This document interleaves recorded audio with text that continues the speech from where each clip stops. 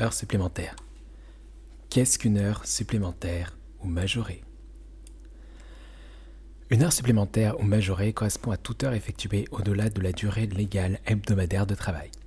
En revanche, lorsqu'un salarié est à temps partiel et qu'il effectue des heures au-delà de sa durée contractuelle de travail, mais dans la limite de la durée légale, il ne s'agit pas d'heures supplémentaires, ces heures sont appelées des heures complémentaires. À titre d'exemple, si un salarié travaille 37 heures au lieu des 30 heures hebdomadaires prévues par son contrat de travail, jusqu'à 35 heures, il s'agira d'heures complémentaires, et au-delà, entre 35 et 37 heures, il s'agira effectivement d'heures supplémentaires.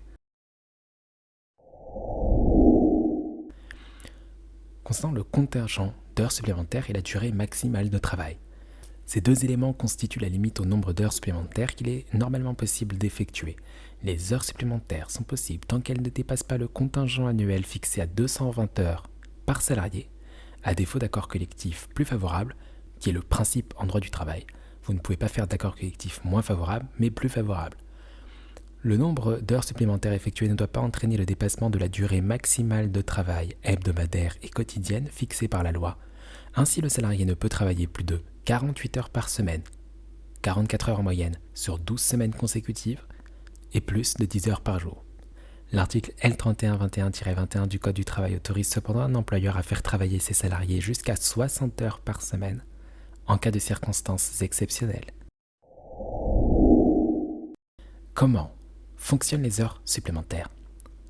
Les heures supplémentaires donnent lieu à une contrepartie financière et ou à un repos compensateur. Concernant la contrepartie financière est réalisée via la majoration des heures supplémentaires. Cette majoration est calculée sur la base du salaire horaire effectif payé aux salariés. Cette base de calcul comprend tous les éléments de rémunération qui se rattachent à l'activité du salarié, c'est-à-dire le salaire de base, les avantages en nature, les primes, ayant le caractère de salaire. Les taux de majoration légaux sont les suivants. 125% pour chacune des 8 premières heures supplémentaires, c'est-à-dire de la 36e à la 43e heure. Et enfin, à partir de la 44e heure, 150% de majoration. L'article L3121-33 du Code du travail prévoit que toutefois un accord d'entreprise ou un accord de branche peut déterminer un taux de majoration des heures supplémentaires différent sans qu'il ne puisse être inférieur à 10%. Le repos compensateur. Il s'agit de distinguer la contrepartie obligatoire de repos compensateur et la contrepartie de remplacement. Concernant la contrepartie en repos obligatoire, le salarié peut être amené à accomplir des heures supplémentaires au-delà du contingent annuel applicable. Rappelez-vous, le salarié ne peut effectuer plus de 220 heures d'heures supplémentaires chaque année. Dans ce cas, la contrepartie obligatoire en repos s'applique. Elle est fixée à 150% d'heures de repos par heure supplémentaire, accomplies au-delà du contingent. La contrepartie s'élève ensuite à 200% dans le cas d'entreprises qui emploient plus de 20 salariés. Le repos compensateur de remplacement. Pour les heures effectuées dans la limite du contingent obligatoire, il est possible de remplacer le paiement de ces heures supplémentaires en partie ou en totalité par un repos compensateur équivalent, appelé repos compensateur de remplacement. Toutefois, cette possibilité doit être prévue par un accord de branche ou d'entreprise, ou bien une décision unilatérale de l'employeur si l'entreprise n'est pas assujettie à l'obligation de négocier un accord de branche ou d'entreprise. Si la durée de ce repos n'est pas fixée par ces dispositions conventionnelles, l'article L3121-36 du Code du travail prévoit les durées suivantes. 1h15 pour chaque heure majorée à 125% de repos compensateur de remplacement. 1h30 pour chaque heure majorée à 150%. Conditions de recours aux heures supplémentaires. Qui peut avoir accès aux heures supplémentaires? Tout salarié peut effectuer des heures supplémentaires majorées, excepté les cadres au forfait et les cadres dirigeants. Qui décide du recours aux heures supplémentaires? Cette décision appartient à l'employeur, qui est le seul à pouvoir demander à ses salariés d'effectuer des heures supplémentaires. Toutefois, si vous avez confié des tâches à un salarié qu'il ne peut réaliser entièrement dans la limite de son temps de travail, et que celui-ci effectue des heures supplémentaires pour y parvenir, ces heures doivent lui être rémunérées. Ceci même si l'employeur s'était opposé à l'accomplissement d'heures supplémentaires. C'est ce que nous a dit la Chambre sociale de la Cour de cassation le 14 novembre 2018. Un salarié peut-il refuser d'effectuer des heures supplémentaires?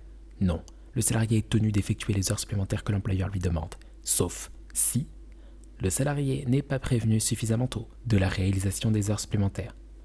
Les heures supplémentaires demandées sont systématiquement le samedi. Les heures supplémentaires ne sont pas impératives au regard de l'organisation de l'entreprise.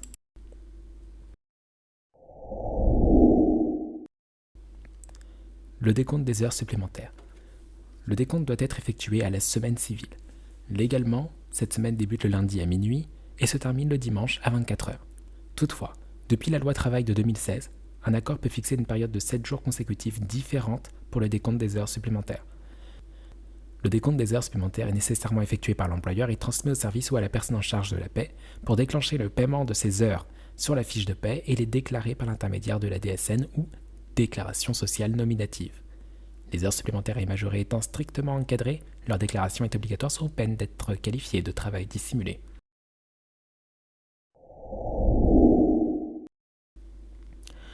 Heures supplémentaires, mesures sociales et fiscales. Heures supplémentaires défiscalisées. Depuis le 1er janvier 2019, les heures supplémentaires effectuées sont exonérées d'impôt sur les revenus et donc n'entrent pas dans l'assiette du prélèvement à la source à hauteur d'une limite prévue légalement. La loi de finances rectificative pour 2022 a prévu, si vous voulez, cette exonération jusqu'à 7 500 € pour la rémunération des heures supplémentaires et complémentaires réalisées à compter du 1er janvier 2022.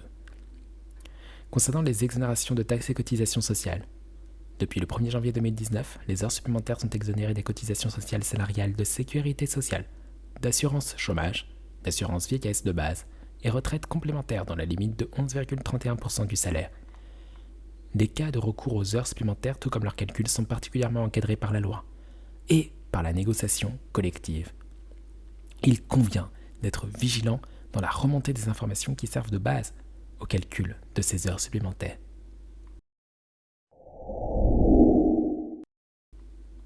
Les jours fériés sont-ils comptabilisés pour le calcul des heures supplémentaires ?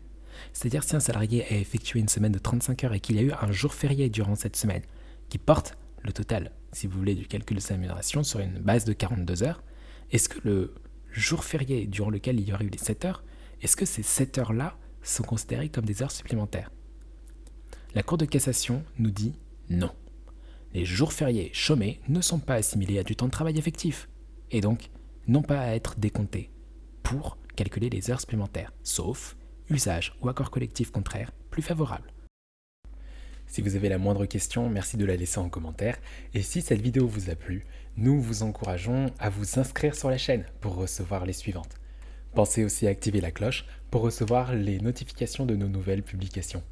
Si vous souhaitez bénéficier d'une assistance experte dans la gestion et la réalisation des bulletins de paie de vos salariés, sachez que CGPS Office est effectivement un cabinet spécialisé en externalisation paie pour les ressources humaines comme pour les experts comptables. Nous vous encourageons donc à vous rapprocher de notre équipe pour nous faire part de votre projet. À très bientôt avec CGPS Office.